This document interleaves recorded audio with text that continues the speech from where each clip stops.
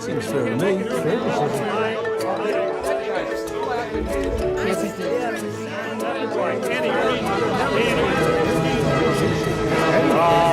if you don't know what fair is, you can't make it.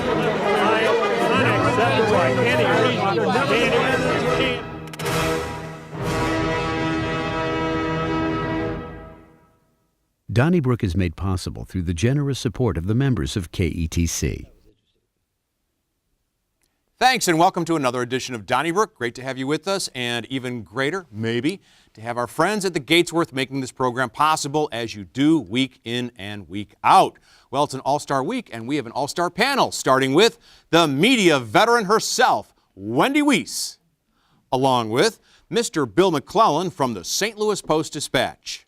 He's Ray Hartman from St. Louis Magazine, and from the St. Louis American and STLMag.com, Alvin Reed, who joins us, and I must say, got to tell you, I know you lived in the D.C. area for a while. I was in the District of Columbia at Reagan Airport this week and ran into Brad and Jan Scherzer, parents of Max Scherzer, maybe the greatest pitcher in Major League Baseball, and they told me they are huge fans of Donnybrook. Alvin, how about that? That's great. And I have met his aunt in Kirkwood, and she too watches the show, knew who I was. I knew who she was by her last name because I had to you got to be. She said, yes, I am. So, yeah. Good enough. Parkway Central and Mizzou. Oh, that's right. Max Scherzer went to Parkway Central and Mizzou. He followed the Ray Hartman Trail. Yes, he did. Yes. I don't think. Okay, now, speaking of baseball, Mike Matheny was canned. Alvin Reed, Yogi Berra once said, managers are hired to be fired. And that's probably true. Do you think that the Matheny firing was justified, and what caused it? Okay. One, they probably should have let him go at the end of last year, I thought. I thought the team would probably sputter again, and so far that has been true. They were on the way to firing him, but middle of the week last week, story breaks in The Athletic that Bud Norris has the self-appointed, he's going to just ride herd on the rookie Jordan Hicks on top of all the turmoil in the clubhouse, manager not speaking to Dexter Fowler, John Mozeliak throwing Fowler under the bus earlier, Not Tommy winning. Pham has got all kind of issues. Yeah, not winning. Not winning. But this Jordan Hicks thing, and Bud Norris is a snitch, and then Matheny's in The Athletic being quoted saying, I got no problem with that. It's old school baseball. These guys today are soft. Well, yeah. He got a hard line Saturday night. He got fired, and he deserved to be fired. That's funny you say that. The Athletic, we should tell our viewers, probably many people don't know about it. I know I didn't. It's a subscription-only sports section that I think Bernie Miklasz works for, and a fellow by the name of Mark Saxon. I think that's his name. He's been following Major League Baseball for about 20 years, and he was assigned to cover the Cardinals this summer. So they break the story about discord within the clubhouse, and you think that led to the firing of Mike Matheny. I think that was the last straw. I absolutely do. Now, they say they were going to fire him Saturday night after the game regardless. I don't know if I believe that. I think that was it. It was, once again, a bad look for the Cardinals, and it really is hideous. I mean, this old school baseball notwithstanding, it's a mess, and that's embarrassing. Well, they were saying that Jordan Hicks, wasn't showing up at the ballpark on time, and that was in spring training. But he was arriving in shorts, and that's against the regulations. So the veteran, was his name Norris, was trying to push him in the right direction. Yeah. Okay. Right. Well, I read a story in the Chicago Tribune that Bud Norris made his reputation coming out against Latin players a few years ago, that they're too excited and too emotional and flamboyant. Flamboyant, and the professional baseball players should be more businesslike. And I thought, who is this guy? Forgive me because I'm north of a certain age. Who was the player who told the attendants at those in attendance at Ladies' Day at Busch Stadium that they were number one, and Whitey Herzog grabbed him by the... Oh, Gary Templeton. Was it Gary Templeton? I was going to say Bate McBride. Right. Okay. Gary Templeton. If Gary Templeton had done something like that in 2018, would Whitey Herzog have even touched him? My point is, Matheny is on that sort of third rail, I think, just because of his age, where he remembers the old school, and yet he has to accommodate these players who make probably, in some cases, 10 times what he makes and have absolutely no respect for authority. I personally think that it took maybe 30 seconds. We were in Chicago watching this happen, online, and it was a nanosecond before people took that attention that they had been focusing on Mike Matheny and turned it towards John Mozeliak. Because if Matheny has to go, do they have to re-examine their contract with Mozeliak? And I'll let the superior baseball minds at the table. But I agree with Alvin that they should realistically, this is a results business, and he probably should have. They should have done it earlier. I was a little surprised by the timing. They could have waited like 48 hours and sort of buried it in the All-Star break news and stuff. I was surprised they did it kind of right when they did it. And I don't know that, and his mishandling, and I don't think there's any other phrase for it, of the Hicks-Norris situation, as you said in STLamerica.com, was the last straw, but it was inevitable. If you're going to talk about It was timing, inevitable. how about the fact that they did it after the Post-Dispatch deadline? If I were running the paper, I'm serious. If I were running the paper, that would really upset me. I mean, the paper and the team have a certain almost partnership. I mean, we cover them so much. And the fact that they waited until our deadline. But that's where we. But Isn't that's, your deadline for Sunday's paper Tuesday? no. Oh, that was mean. No, That's I a mean, shame. no. No, but I think I was surprised at that. But I think that's where the traditional media. That's where we are in the overall scheme of things Wendy, today. let me ask you, what about Mark McGuire? The guy who's been tainted because of the steroid scandal, Big Mac, his name's been floated as a possible replacement for Mike Matheny. Either Joe Girardi, the misplaced Yankees manager, who is also a friend of Mr. Mozeliak. I think that the Cardinals are a team at this juncture that really needs a PR win. So I say, yeah, go for Big Mac, bring him back. I think the fans are going to give him a pretty. I think they're going to give him a lot of leeway. If you've seen him lately, he's now medium Mac. Okay. I think, I'm He's sorry. no longer Because so he stopped big. taking the I androstenedione. think he has a bad history to be a manager. I think whatever his qualifications or lack thereof, for the exact opposite reason, I think it would be a horrible PR statement. Well, to since hire we're Mac. letting the That's just players my run view. the team, Well, why and don't we just poll the players and let them decide who their manager? And I'm not joking. No, I don't know his capabilities. I always wonder by poor Jose Akendo, who comes up and this doesn't seem to get a look. I don't know enough internally to know whether he'd make a good manager or not, but that would be, sentimentally my choice. my But gosh. I think McGuire's the opposite. As I wrote in but the I don't column- know about Akendo. as I don't wrote- know. As I wrote in the opinion. column today that came out today too, I said I thought the only one thing would make me stop watching St. Louis Cardinal games was if the National League adopted the designated hitter. Now there's two things. If Mark McGuire became the manager, I'm done with him. Yeah. Didn't we used to have Mark McGuire's photo on the wall here? Did we take it down? Yeah, I think we. I think we did. What yeah. a few- that would be a really bad mess. That's the only time we took a photo down, I Donnybrook think. All right. viewers still love him. Oh, do they really? Well, we'll find out yeah, during they your do. turn. They Hey, Bill, did. I want to ask you about an incident that took place July the 7th, a Saturday morning at about a little before 1 in the morning at the IHOP at the corner of Clayton and Brentwood. I'll try and give a quick executive summary for our viewers who may not be familiar. Well, the manager called the Clayton police and said that there was a dine and dash, apparently the 45th at that restaurant this year. And the description of the suspects included two of the guys were wearing white tees. One guy was wearing red, they had black pants, and they were all African American. So the Richmond Heights police sees a group of 10 kids walking down Brentwood, presumably toward the Metrolink stop, and calls the Clayton police and says, we have some people who might fit the description of your suspects. The Clayton police arrive and they ask the gentlemen who are WashU students, can we see your receipts? 3 receipts are produced, but 4 of the guys said they paid in cash. According to the Clayton police, one of the students says, we'll walk back to the IHOP and show you that we did pay. And that's what happened with Clayton cruisers in pursuit. The kind of the walk of shame down Brentwood Boulevard, as some people described it.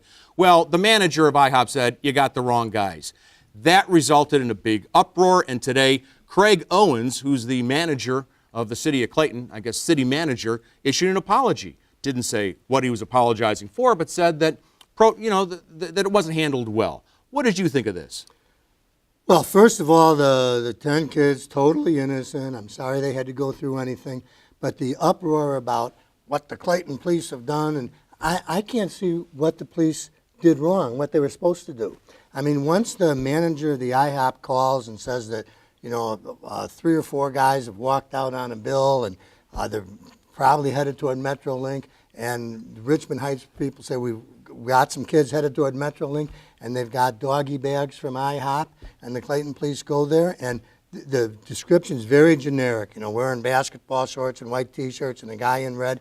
And in fact, there are a couple of kids like that, and they don't have receipts, and so they go back, and the manager says, not them. I don't see what the Clayton police were supposed to do besides what they did. I think police officers have the right at any time to exercise discretion and make a judgment of their own, should this be pursued or not. I'm sorry, but I think if 4 white kids had left the IHOP, I don't think 10 other white kids down at the Metro stop would have been marched back to that restaurant. I just don't see it happening. Now, the only thing I could say, and you said the description was very generic, well, the one thing that they had in common was that they were black. And I think it was dealt with in a different way because they were black. And we got a problem with that in St. Louis. There's a problem with this across the nation. Totally innocent people treated like criminals. Okay. What would you have the cops do? I mean, would you have them say, well, we don't want to embarrass anybody, so everybody go on? Or let's just make sure that it isn't you? I think that's exactly what would have happened if they had been white. I honestly do. And I also think they could have said this. So now listen, some of you all paid, some of you may not have. I better not see you again tonight, and please don't go back in there if you ripped the place off. Oh, Maybe if you that's said good that, enough. Alvin, you're assuming they're guilty. I mean, that's even more offensive, No, isn't what it? I'm saying is I don't know if you're guilty or not, but I am sure not going to publicly shame you, and I don't know. Well, you know what I think, Okay. Alvin? If I was the Clayton police, I would have said, send one of those cruisers, and someone said there might have been 6 of them. I don't know if that's true, but send one of the cruisers and get the manager. It's only 3 blocks away. Bring Agreed. him to the guys so the guys don't have to walk down.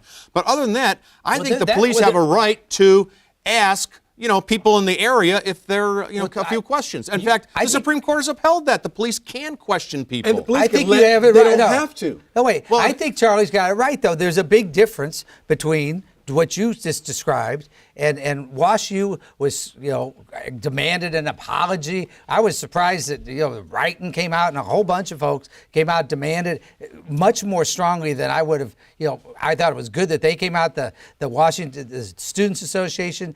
And to Alvin's point, this has to be viewed in the broader context of our reputation and the fact that they were stopped in even with the possible, the understandable call, the fact that they were African American is not incidental to the story. And I agree with Alvin. Yeah, don't that forget they've Well, been IHOP right. better not ever call But the police again. No, if but the Charlie- idea is, Charlie well, suggested you would have can't- solved You can't it. go ask kids if they did anything. Charlie they could have in 5 minutes brought that manager and got the same. According to the police, the kids were the ones who suggested And going they back. would walk back. It's a block. And I will say, you guys may not be familiar with that IHOP, but I am. And almost every waitress there is African American. And when the police are looking for the suspects, and this is the 45th Dine and Dash this year, that's almost twice a week at this restaurant. Right. There's some waitress out there who's not getting her tip that night, and that's out of her pocket. But like the first statement said, we're sorry that this was collateral damage, and I'm sorry that 45 people have done this to the IHOP, but goodness gracious, because this happens, I'm just walking down the street and the police can just stop me and take me. Did he do it? Did he do it? That's if not you- justice. Alvin, if they said that, if you fit the description, if they said a black man wearing a blue suit, And the police stopped and you've got an IHOP bag, I mean, the police And have a likewise- right to be and- suspicious. Oh, yeah. and I don't think- You know what? frankly- I hope it does happen to me because I own Clayton. And you, by the way, you're defending WashU. I thought WashU was kind of mamby-pamby on this. They I called thought, for an it's all apology. somebody- They demanded I'd an have been after apology from the somebody's Clayton police. head. Okay, What well, else they IHOP supposed better to not do? charge anybody then. So Is that- I didn't say that. if a white kid wearing Right. purple shorts, if Right. he matches the description, he's going to be pulled over, But right? if 10 kids and 3 of them They match have the description, receipts. they I would understand not this. have been taken back I to don't know the if that's IHOP. true. I- I will and say what- this. what I I think- don't know how WashU can get that judgmental. When you look at the student enrollment at WashU, 6% African American, the faculty, 6%, and they're saying, post-Ferguson, let's be inclusive. Yeah, right. Why don't you look at your own stats, But at WashU? the same time, though, what really kind of frightens me about this is we're setting up There was another incident in a Starbucks, and not the one in Philadelphia, the really egregious one, but there was another incident in a Starbucks where somebody, a coworker, said something offensive to another employee. And they had to shut down it was like they shut down the store, and everybody had to go and have. I mean, people are human, and people are going to make mistakes. And I would pray that white kids would be treated that way, because no criminal masterminds are going to be taking the Metrolink after dining and dashing. I mean, come on. So people dine. By the way, people dine and dash and get a carry-out bag too. Exactly, they're in a doggy bag. They walk into the Metrolink after they walked out. I remember being in college, and when 8 kids would go into a place, and maybe 5 would pay, and while they're paying, 3 slip out.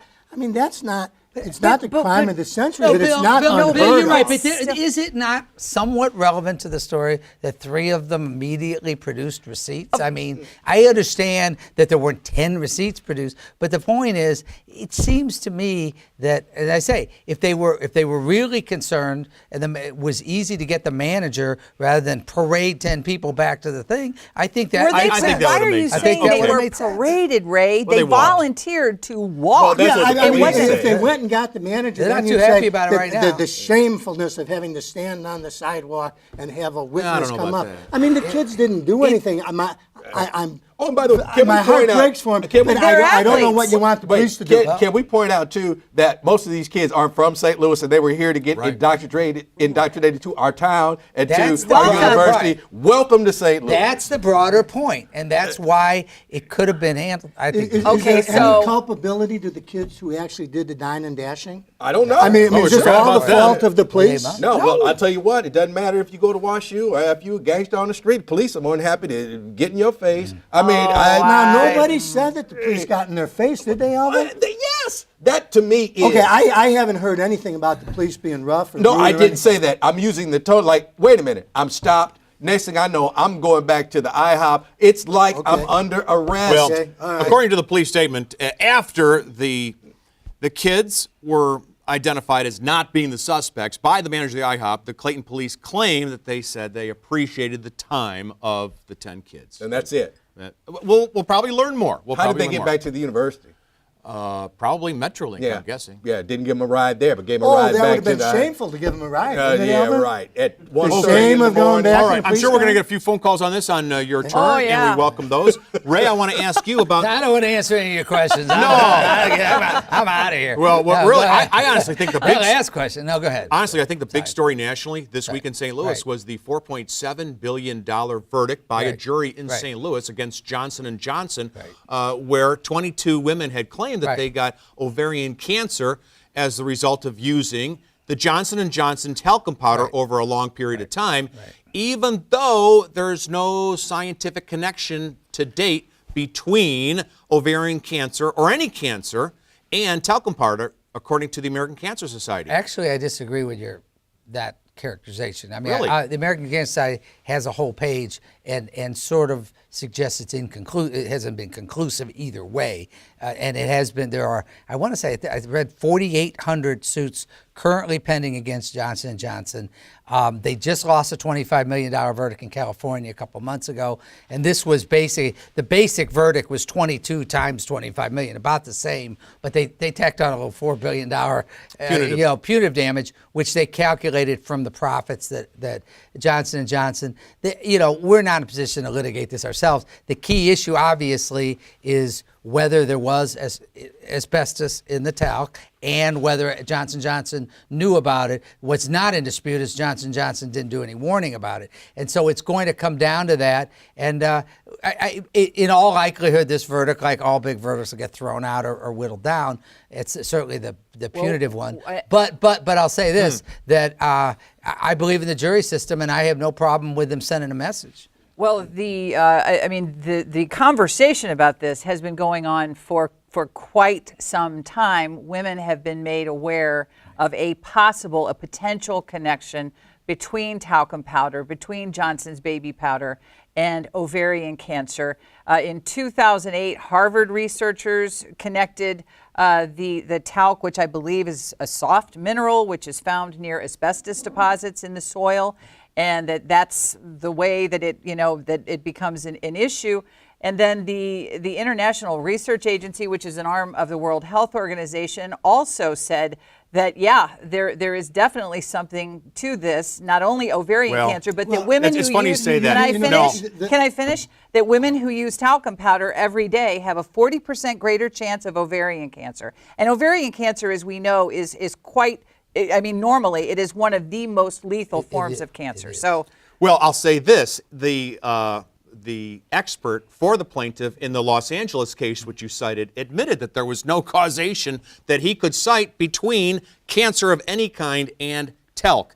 But what I find maybe interesting if he had ovaries, is that, he would ask the World Health Organization about actually, their science findings. doesn't matter what gender you are, Wendy. Well, science is science. I understand that, yeah. Is the I will World, say, excuse me, but- is the World Health Organization all fit women or so, all of a sudden? Because the World Health Organization has a different view than you do. Well, Not let me that ask you wouldn't this. know more. Well, let me ask you this. Is it curious to you that, according to the American Tort Reform Association, out of all the talc cases in the country, 2 out of 3 are in St. Louis Circuit Courts, and this attorney here, Mark Lanier, out of Houston, sues big businesses. He's got like $500 million judgments every 6 months or so. He sues for a living. I have no problem with that. I don't understand how it's legal you've got 22, plaintiffs, and it ends up in St. Louis. I don't, the city shopping or venue shopping. I really don't understand that. And if you were going to change anything, it's not the verdict, it's not what this jury decided, but how do you change that? Okay, let's. Because of time, let's move on. I'm sure you'll get some calls on that on your turn.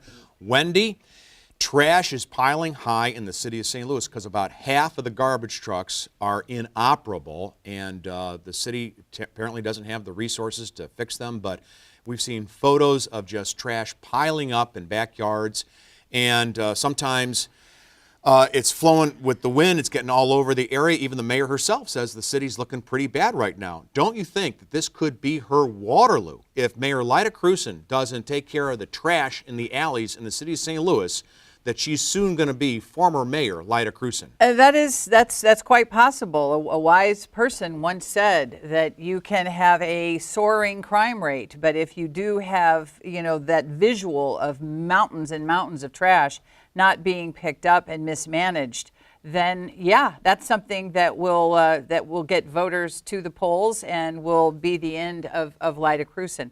But it's just one more thing that I think it's been a bad couple of weeks for the city of St. Louis. First we had the ribbon cutting 2.0. It seems that we have these stories, the Matheny and the Dexter Fowler and all of that. But this is visual. And this is the kind of thing when we're trying to bring neighborhoods back. This is going to stick. Right, this is going to stick. I think it's the key point here, much like some of the other stories we've been talking about, is perception. And I don't know that I'd go as far as it's too early to see whether it's going to affect her politically, because it's an inherited problem. But I will say this: that trash piling up, trash not being collected, I would rank second to crimes in downtown areas, say crime in general, and particularly, crimes at a stadium or something, as perception issues that stick. And that should not be underestimated. This is why stuff like, privatization of the airport and people getting paid, lined up and all that, how about privatization of the picking up the garbage? Like if I'm the mayor, said like the trucks aren't working, let's fix the trucks. If we need money from Rex Sinkfeld, how about give us a loan, Rex, so we can fix the garbage trucks, okay? It's like our priorities are just askew in St. Louis. I just don't Well, and get you it. have a mayor who doesn't, and I know she inherited this issue, and so it's not fair to judge her on her response, really, but I would just like to see her getting angry instead of, she takes it's a very soft touch that she has. That's her approach, and I'm sure a lot of people appreciate it. But I think with the, and I'm not expecting her to go on the rampage, but at least raise your voice.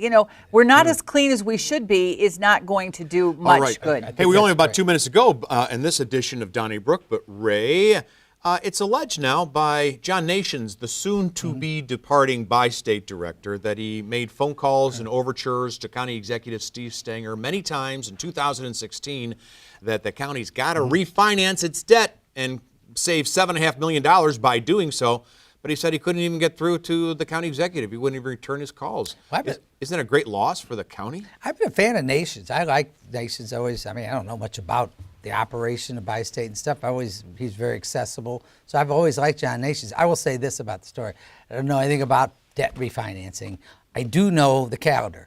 And had this happened in 2000, if this was an outrage from 2016, my question is, why didn't he go to the county council? Why didn't he go elsewhere to the county government? And why didn't he go to the press? Because clearly he and Stanger were feuding back then over Metrolink security and everything. Whatever side you're on, he had access to getting that story out real time, and I don't understand why he didn't do it. Well, how about the fact that there's just been a drumbeat of things, Ray? I mean, we had this, the Stephen Wyatt Earp, a friend of Stenger's who gets his $50,000 deal and produces an interview with Mark Cox, and now we got Nation saying, gee, we could have saved a lot of money over here. It just seems like one after another, and I'm sure the reason Nations is bringing it up now is because of the primary coming up. And it will be here soon. And if that's true, then he should just state his preference in the primary, which he said he didn't have one of. But I just, once again, here we are. Friend of Stinger's gets job. Stinger feuding with Metro and with the police and the city council, and it's just one thing after another. Which is exactly what we said about Charlie Dooley. That's all the time we have for this, but we'll be taking your phone calls on your turn in just a few moments. But you can always write us, of course, care of KETC, 3655 Olive Boulevard, 63108. Don't forget those emails and those tweets, because the tweets will be read by Ray Hartman and Alvin Reed in just a matter of moments on your turn. So pick up that phone and call or tweet right now. The rest of us will see you next week at this time. Thanks so much for joining us. Donnybrook is made possible through the generous support of the members of KETC.